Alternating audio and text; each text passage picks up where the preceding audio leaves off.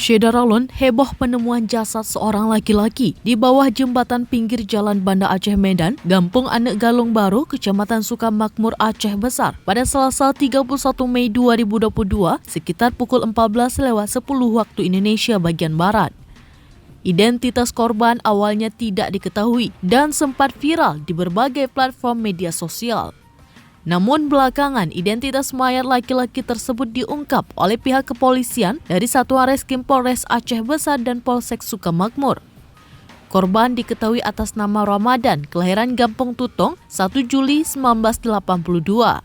Alamat asli korban yakni Gampung Menasah Tutong, Kecamatan Bandar Baru, Kabupaten Pidi Jaya, pekerjaan wira swasta.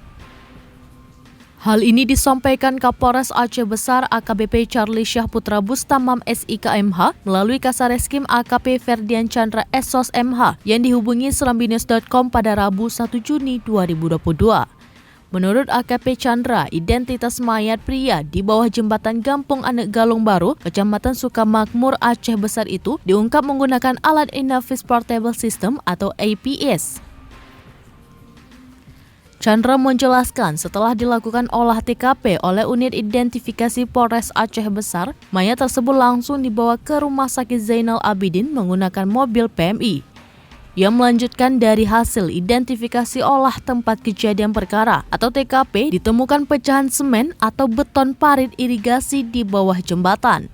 Pecahan itu diduga akibat sepeda motor jatuh dari atas jembatan dan menabrak semen atau beton parit irigasi tersebut.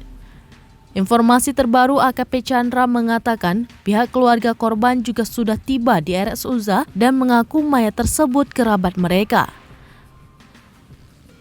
AKP Chandra juga mengatakan pihak keluarga korban juga sudah tiba di Rumah Sakit Umum Zainal Abidin dan mengakui mayat tersebut kerabat mereka. Pihak keluarga menyatakan tidak menyetujui dilakukan autopsi. Mereka juga sudah menandatangani surat pernyataan tidak bersedia dilakukan autopsi terhadap mayat korban.